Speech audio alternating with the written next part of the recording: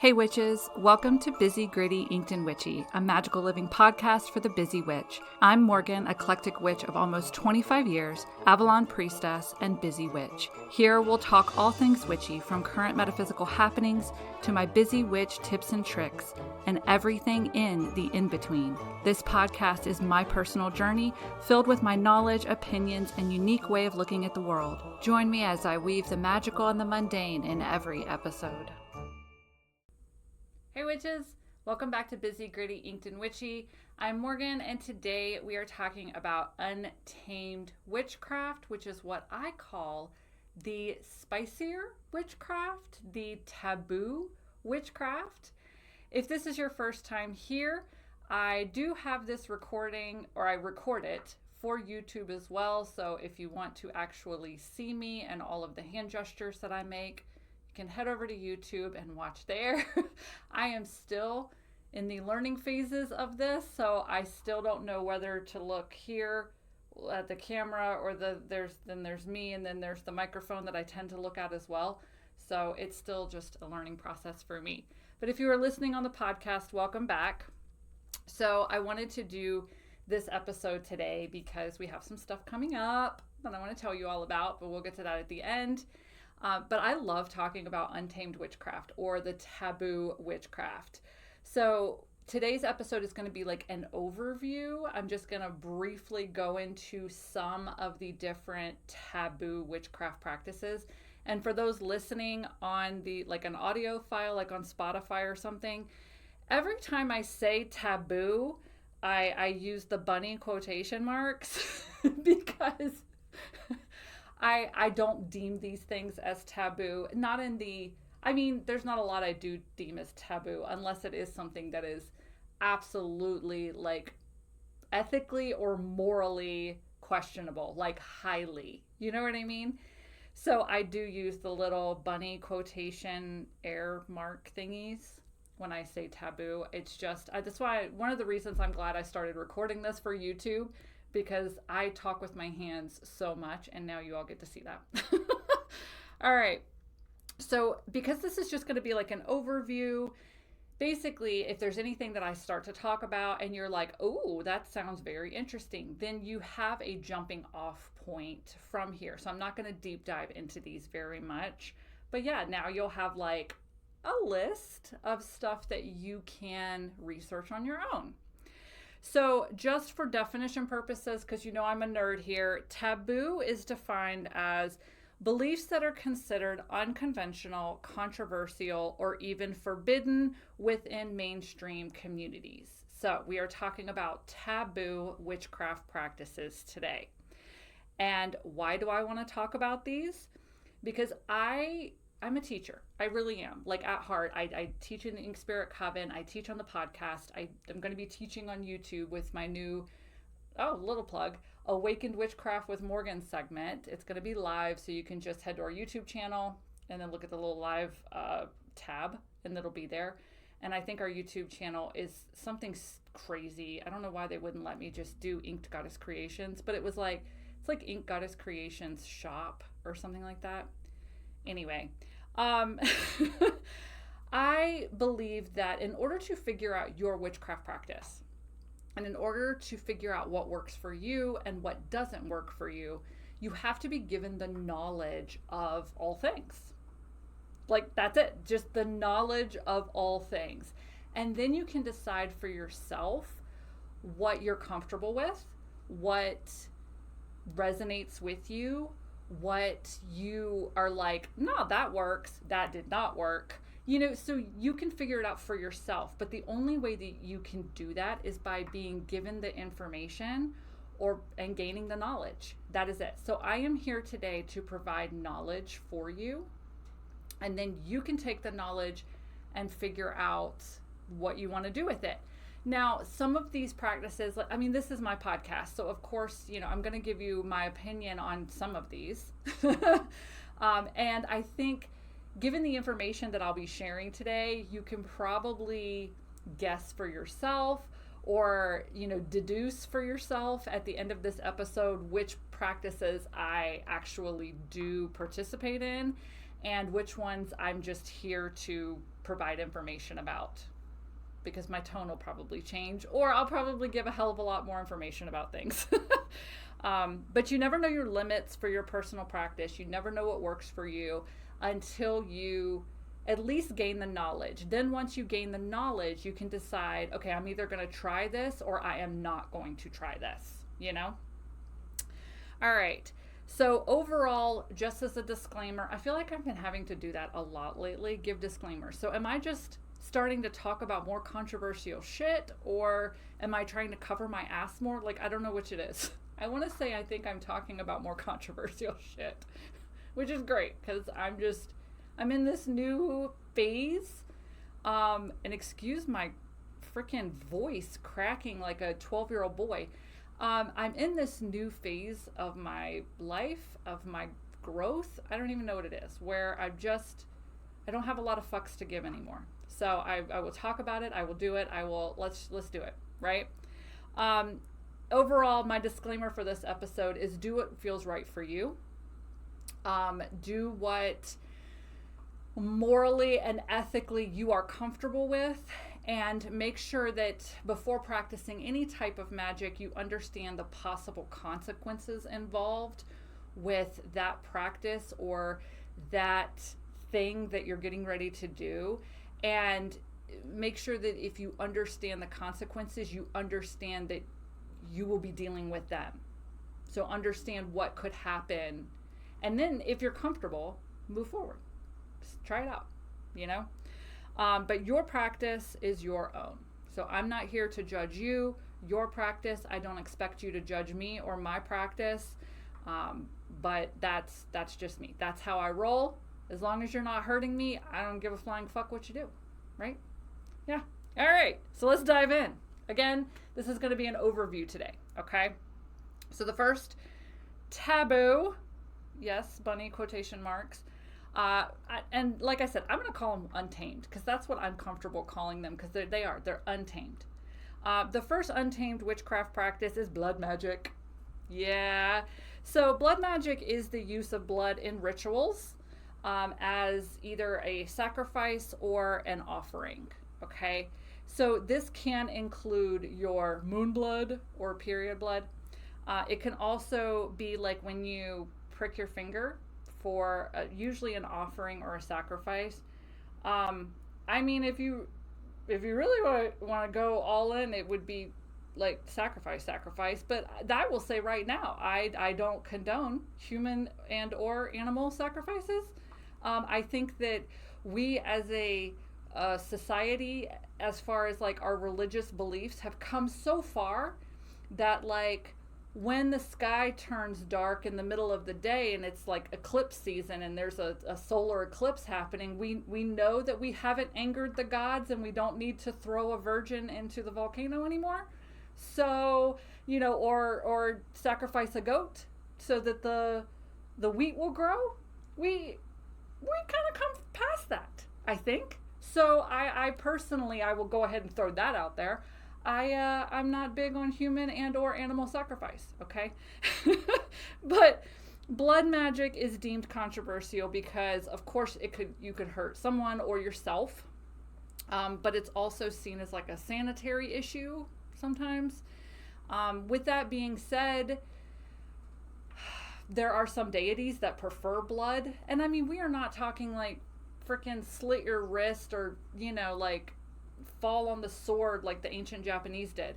Like, we're not talking about that. We're talking like a little pinprick to your finger, and then like a little drop of blood. So yeah, so that would be completely up to you, or using your moon blood as an offering, giving it back to the earth, you know, doing whatever you want to with that aspect of being a female, you know? But that is all blood magic. So the next one is necromancy, which I think is extremely misunderstood.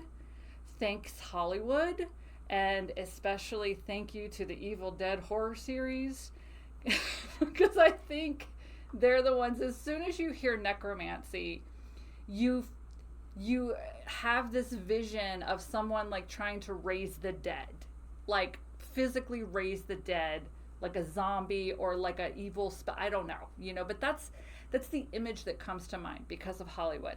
Necromancy is actually, by definition, working with the dead via communication or using parts of the dead for magical purposes. Okay, so of course necromancy is deemed as quote unquote bad because of the movies, or it is believed by some that disturbing the dead is disrespectful. Okay, but here's where I'm gonna make your mind explode. By definition, spirit communication or spirit contact and ancestor veneration or honoring your ancestors could both be forms of necromancy. So if I said necromancy at the beginning of this little segment and you were like, oh, Morgan, no, and now I say, oh, spirit communication and ancestor veneration or ancestor worship, and you're like, well, I do those, I mean, technically by definition you're practicing necromancy, because necromancy is just convening with the dead or using the dead for magical purposes or for gaining knowledge, for communication, all of that.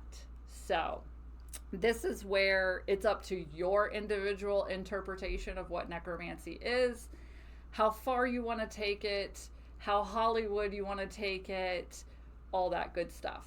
But I'm just here to let you know that technically necromancy is probably practiced by a lot of witches and you didn't even realize it. So yeah, that's a fun one. The next one is also a fun one. Now y'all get to, I love the YouTube viewers now get to see all of the little dances I do, because this is really how I am. The camera here makes no difference to how I record a podcast. The next one is sex magic. Yes. Okay. So sex magic is utilizing energy raised during sex acts to direct towards magical intentions. Okay. Of course, sex magic is considered taboo because people, and again, quotation marks for those just listening, aren't supposed to talk about sex. Oh my God. Number one, that is bullshit. Okay. Especially any of you who grew up, if you're 40 or a little older, and we don't talk about sex. We went shh.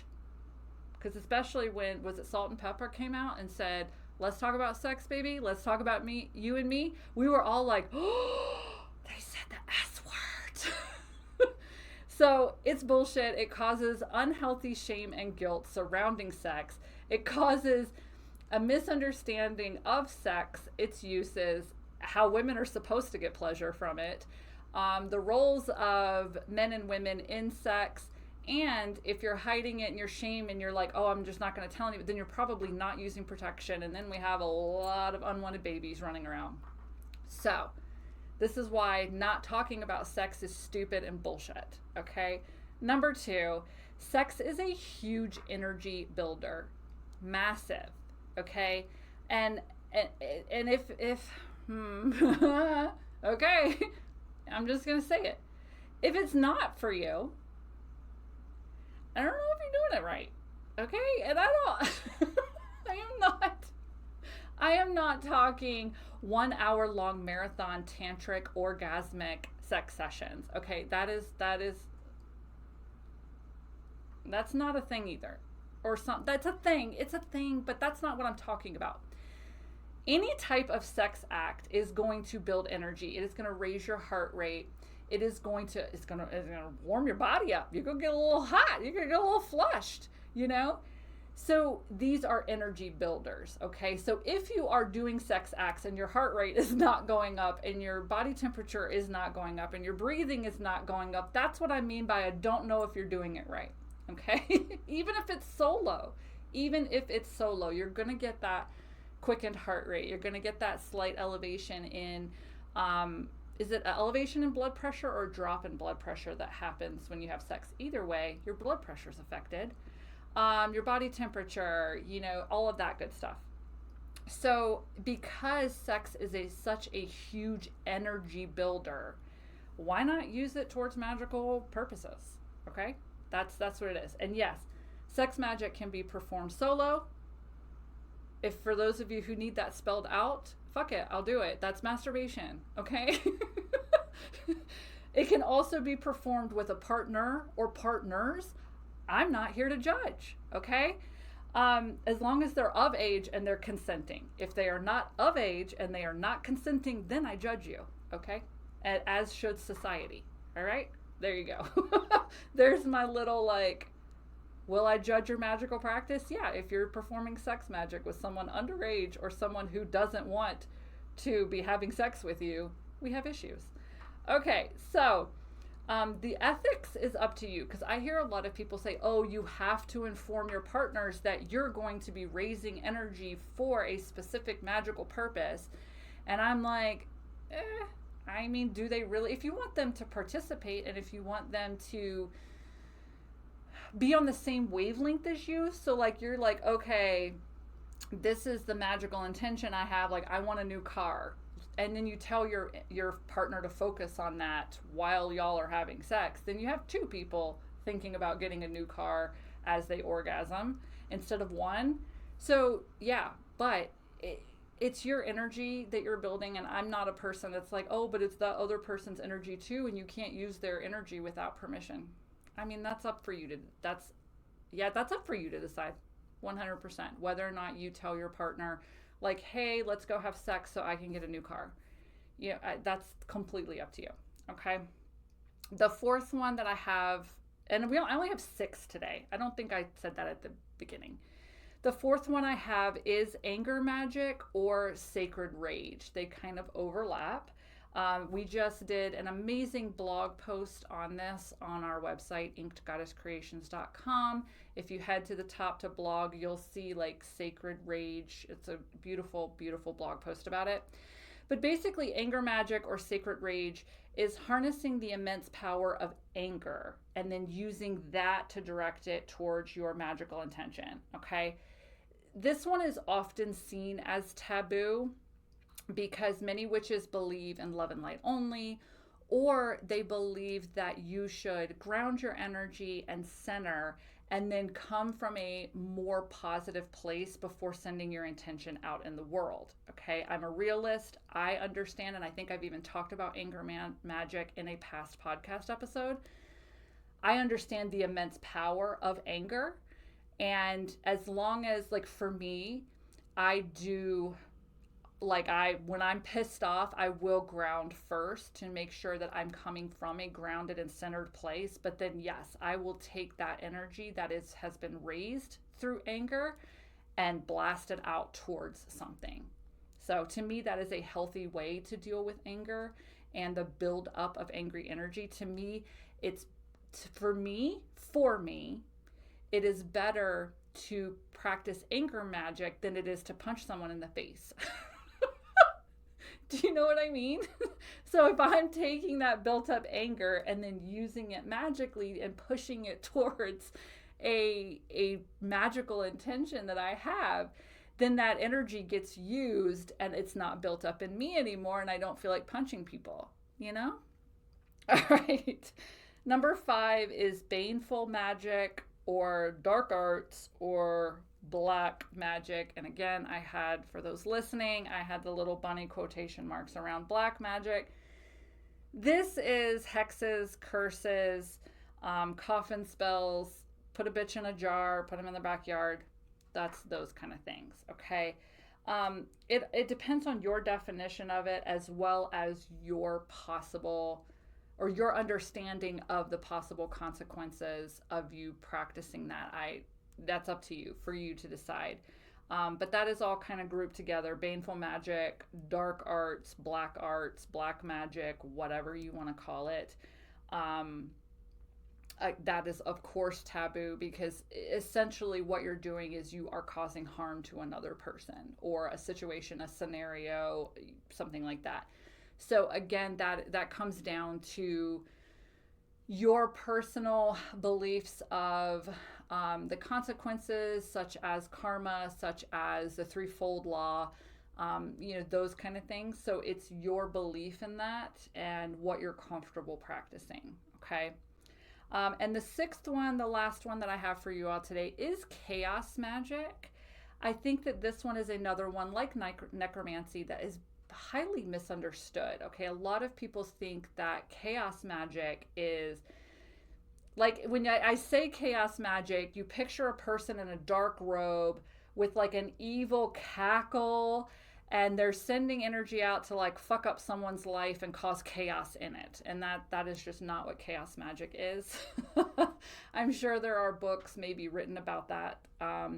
But that's why I included it here in Untamed Witchcraft, because it's almost the definition of Untamed Witchcraft, but it's very highly misunderstood. And therefore, because it is misunderstood, especially we Americans, if we don't understand it, we kill it. We don't like it if we don't understand it. So the more knowledge you have, the more understanding you have, the more it takes away the taboo of that. And chaos magic is not really a taboo practice at all. So what it is chaos magic emphasizes the flexibility of practice and tailoring a spell or ritual to your needs or desires at a given moment. Okay, so instead of sticking to the same style of spell or ritual every time you go to cast a spell or ritual, you're doing something different every single time. So this spell might call for you to actually cast a circle, call the elements, light a candle, have your gemstones, whereas this type of spell over here that you want to practice is all about throwing a handful of herbs in the air and saying fuck it and saying something out loud, and that's it, that's your spell. So because there's so much flexibility, and because you're putting your wants and needs and desires first, like, I feel like this spell needs this from me, but then this spell will need something completely different. It throws structure out the window. It throws formal rituals out the window. And for a lot of practitioners, especially those that follow a Wiccan path where everything is very structured, and you do a spell or a ritual the same way every time, it fucks with them very badly. And because Wiccans were the ones who made paganism mainstream in the modern times, and their emphasis is on structure, that's where chaos magic kind of got its bad rap. And I think it emerged in the 70s or 80s, and it got a bad rap because you do what you feel like you need to do for this spell, which could be different from this spell, which could be different from this ritual, and therefore your magical practice is chaotic and won't work. That was another thing about chaos magic, is that chaos magic doesn't work because you're not building energy the exact same way every single time. And that's just not true, you know. They often see it as taboo because it does put yourself first, but it throws conventional stuff out the window, and that's why it is often seen as taboo. Okay, so those are the 6 untamed witchcraft practices that I have for you all today. The reason that I wanted to talk to you about this today is because in the month of August in the Ink Spirit Coven, this is exactly what we're covering. So our lesson is going to be on Untamed Witchcraft. And in that lesson with the members, I will be doing a deeper dive into these 6 with them, but also a few others. And we're going to go over practices within these 6. I'll be giving them information of where they can look to find, to explore more. And I'm even creating these little worksheets for them. So if they want to, they can explore some of these more taboo practices and then really get an understanding of whether or not it worked for them.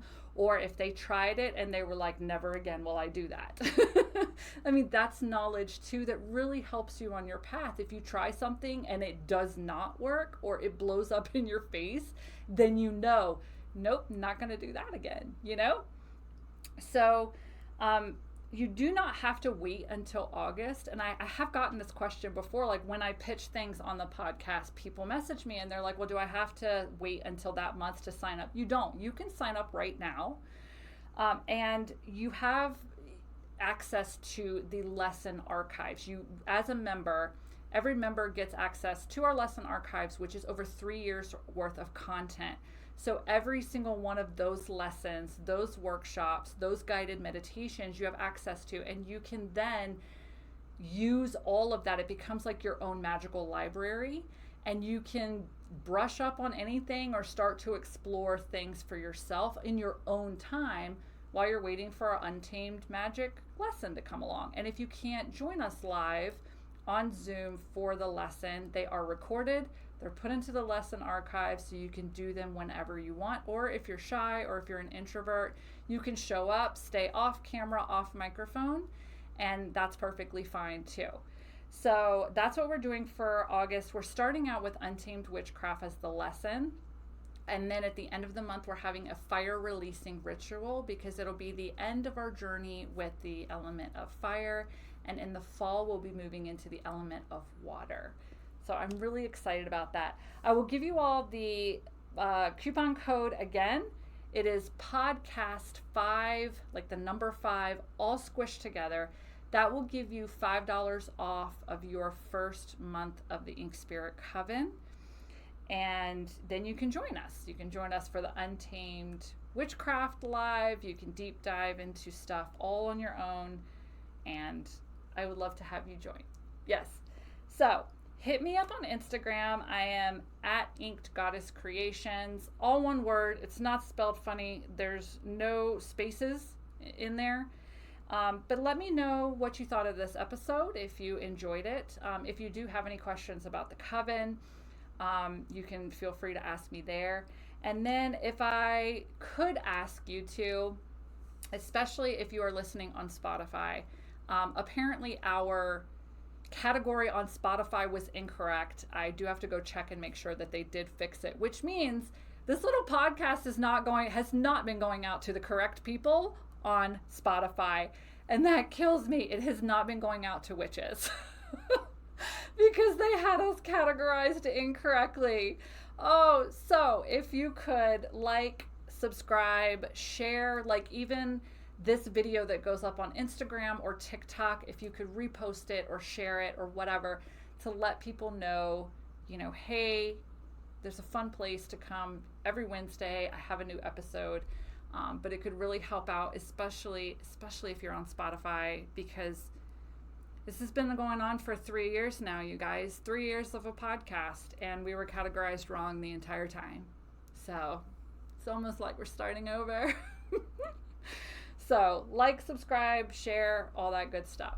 I want to thank you all for being here, for giving me a platform to share my knowledge, have some fun, talk about the taboo shit in witchcraft, because as you can see, this brings me alive. I love talking about the stuff that we're not supposed to talk about. I'm an Aquarius. I love to break the rules. It's in me. I love it. So thank you for being here, and I will see you all again next week. Bye.